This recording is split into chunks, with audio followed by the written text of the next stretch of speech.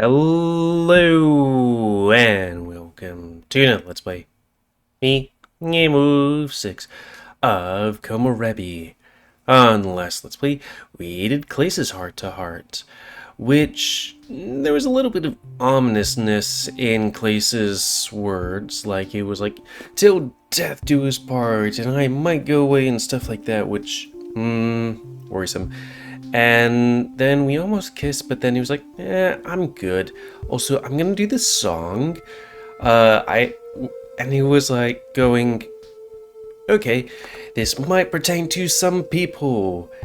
And the song was basically about him not being somebody else's priority after maybe they banged. And then he's having a new priority or something like that, which I'm wondering if I don't think that's meant towards me, though I wonder if it's towards Taylor. Not 100% sure.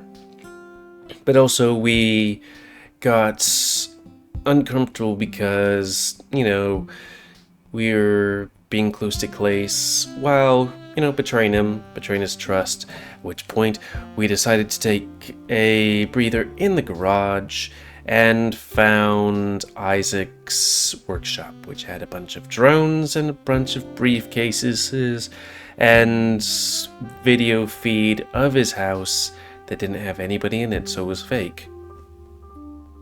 So, yeah. Now time to smooch a rabbit. Oh, and reset my face. Did I say the game crashed? Well, it didn't crash, but it went white and I couldn't fix it without exiting out, but doing games is like that. There we go, my face. Turn to the kitchen like nothing happened, I think.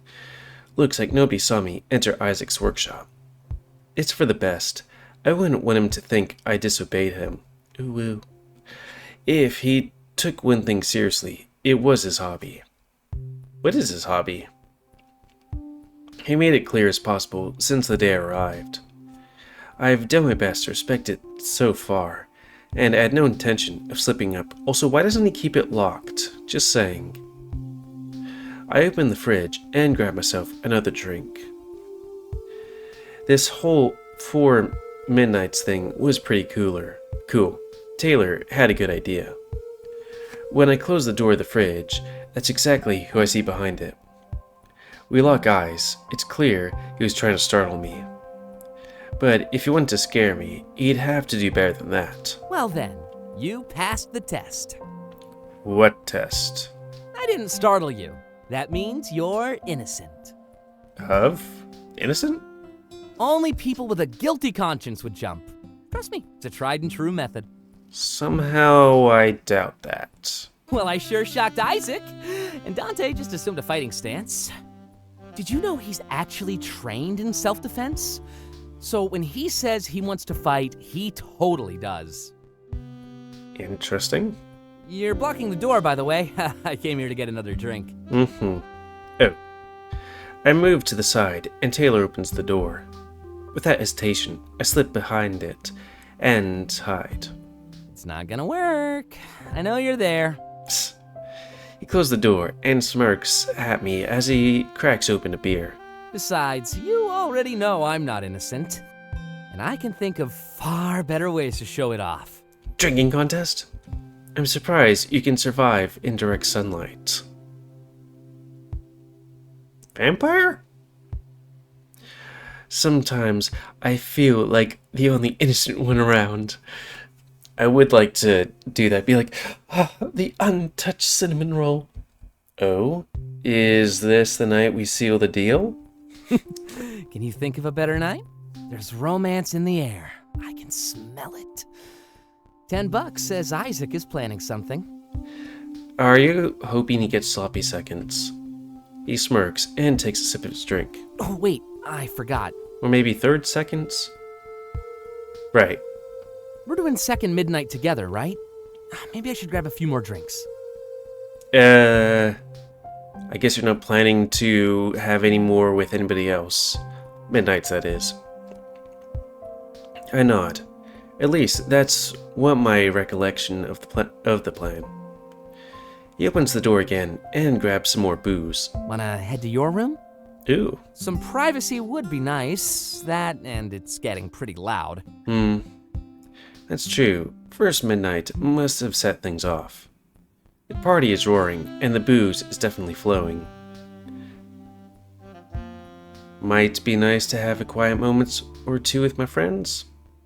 I'm just gonna take a picture of the screen because I forgot that I didn't do the other thing. Sure, let's head to my room. Perfect. Hell yeah. And don't worry, I grabbed one for you too. Just remember to pace yourself. There's 3 midnights to go. I'm not very good at pacing myself. He hands me another drink, and I start to follow him. Pretty odd that he was leading me to my room. Why? I guess he just likes taking the initiative. Like, instead of me leading him. As soon as we enter the room, we put a few drinks down on the nightstand. It was quite a few drinks, too. Not sure how long he wanted to be in here. We look at the time, and there's still quite a while until we hit second midnight. Socializing can be so exhausting. Right? It's a lot harder in person compared to my chat. Like, I do use a little bit of social energy doing this stuff. Especially if you're, like, a little bit emotionally attached to the characters or something like that. But it's, you know, being able to sit, and also, it's a lot easier to yeet when you're at home and on a computer. Hope you don't mind taking a breather with me. Oh, also, thank you for letting me use your room. I mean, you might be panting a bit afterwards. He sits at the edge of the bed. I would have asked Clace, but he started locking his. Can't blame a guy for valuing privacy, though. Again, why didn't he lock his lab? Did he forget to do that? Clace started locking his door. Oh, Clace. Oh. I thought he was talking about Isaac. I'm pretty fond of my private life, too. It's why I only ever hang out with the core group. Nights like this really make me realize how comfortable I am with all of you. Throw some strangers into the mix and all of a sudden I can barely talk. I guess everyone has a comfort crowd, though. But I gotta step it up. I'm hosting a panel at the con. He's hosting a panel at the con? I sit down beside him, and we continue chatting. Yeah, streaming 101. That kind of stuff. A lot of people ask me how they can make it. But it's not as simple as all that. If there was a formula, then everyone would be successful. I hate to brag, but I feel like my personality is a big part of it. Yeah, because you have a stellar personality. No, but you could definitely have a stream personality, I guess. What was he going to say? Completely forgot. I mean, they choose to watch me over everyone else. When I try to list some reasons, that one just rises right to the top. Your personality is great. It outshines the others, or you. You couldn't be the personality. There's just no way. Yeah, it do be like that. I can't imagine how hard the journey must be. You won me over the moment you met me. I mean, we are gonna be a hoe, so even though, okay, I'm sorry. I was thinking the third one, I have to do it. Oh, not nice. But your personality isn't gonna win any awards either, Delta. Half the time you just stand there, nodding in response. Ouch. Harsh, man. Okay. Time to be a hoe. Oh, was it how I rested my arm across the booth? Wait, don't answer that. I know it was. If I knew you felt that way, I would have actually pulled you in. But you gotta get a gauge on things before making a move. I still find it surprising that he and Clace banged. I nod as Taylor gives me a wide smile. He takes a large swig of his drink, then lays back down on the bed. I do the same and stare up at the ceiling together. He sighs before quickly reverting to a previous topic. People are the worst sometimes, aren't they? It's so much easier when it's usernames scrolling past my screen. At least then I have some time to rehearse my answers. Come to think of it, I've never seen Taylor interact with people outside of our group. But given everything I know about his past, social issues don't surprise me at all. A lot of my streamer friends are gonna be at the con. I'm paranoid that I won't make a good first impression.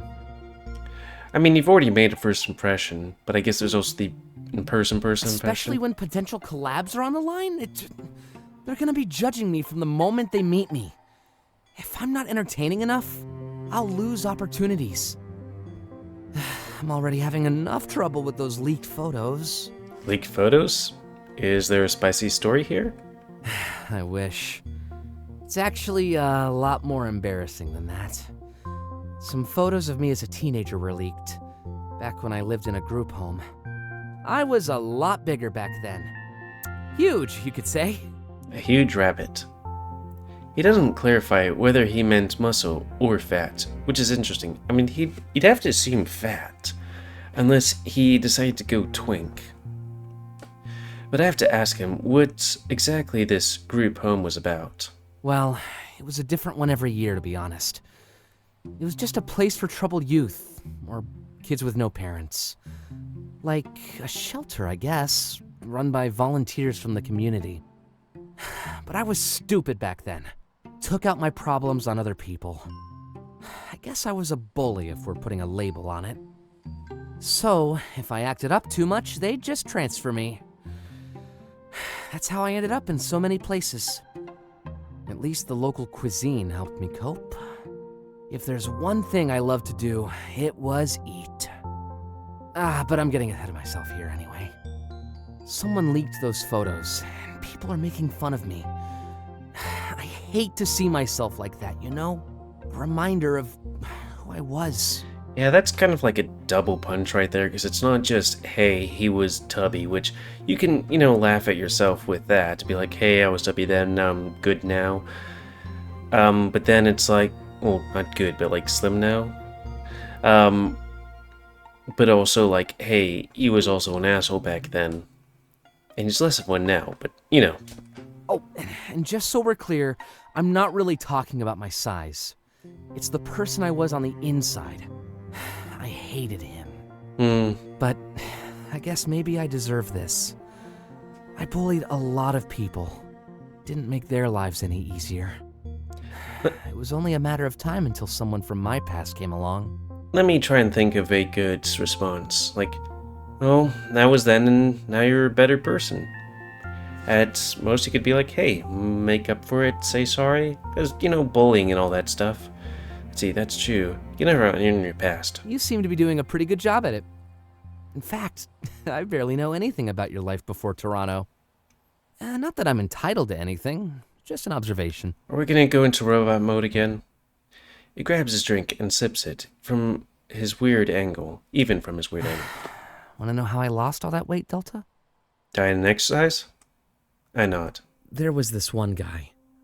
I bullied him more than the rest. Guess he had too much and came up with a plan for revenge. Decided to take advantage of an allergy of mine. I just don't think he knew how bad it actually was.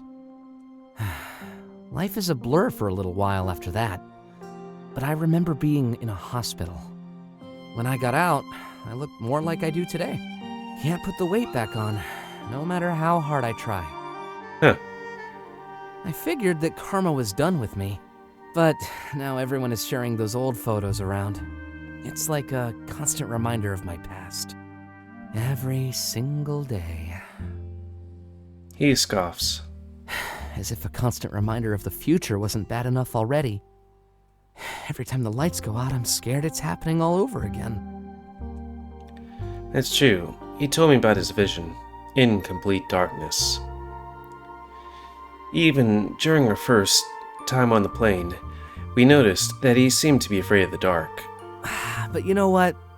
This has given me a pretty unique perspective.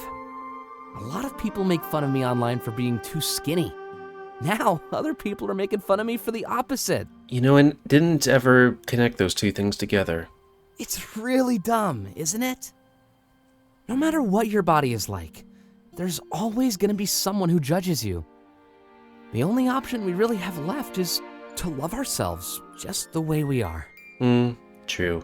Even though I can't really say this about myself, because I'm called a twunk, like a twink hunk. People say I look hot as fuck, but quite a few times when I look in the mirror, I'm like, I can see abs. I just feel like I could always improve. Because I know they definitely won't. And at least we have power over our own feelings. Speaking of feelings, though. Cuddle time? He turned his head to face me, and I do the same. Sometimes someone special comes along. Someone who we just know won't judge us.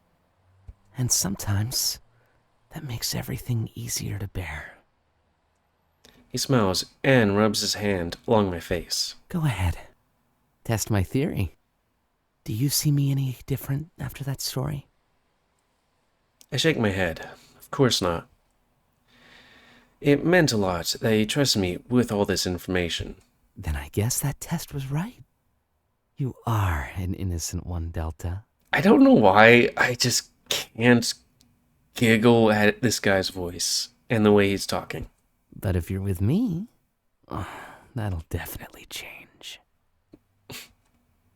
He presses lips against mine, and we hold them together for a small eternity. After that, he softly pulls back and leans in for another kiss, and we begin to make out. 1, 2, 3. I start to lose the count as we relinquish ourselves to passion surrender.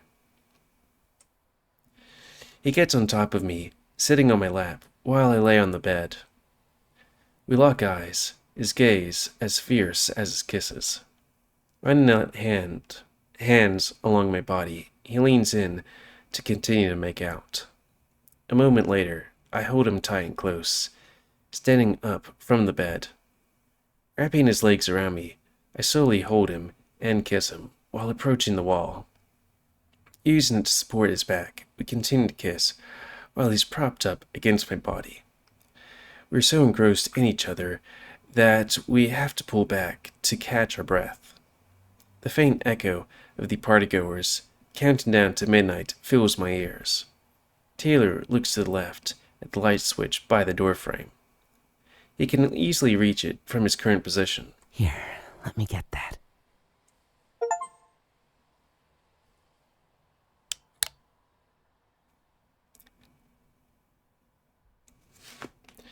I think we have time to go for another heart-to-heart. Taylor could seem like a bottom. Yeah, that was a nice little pick-me-up. I'm a bit tired, though. Taylor was definitely easygoing and had opened up the most to me. Though I do kind of wonder if I kind of want to cut this up into different sections. Because these things can go a bit longer. I mean, I'm posting these like once every day, so I guess I can afford that, you know? Worst case scenario, you're gonna have to wait till tomorrow to do more boy kissing. Or banging. Woo-woo. So anyways, the end of this Let's Play. So, please comment, cause I like comments. Tell me what you like, dislike, tips, or otherwise. Sorry, I was suddenly going into this voice, the sultry kind of voice, and I was like, oh, that's Taylor. If you like my YouTube and would like to see it grow, then please like, subscribe, and check out other videos to help it grow. And please remember to spay and or neuter your animals to help control the pet population. Cause seriously, brah, I don't want to see any of those weird commercials on well, not weird, but, you know, uncomfortable commercials on television. And until next time, on another Let's Play by me, the GamerWolfSix of Komorebi. So, thanks and see ya.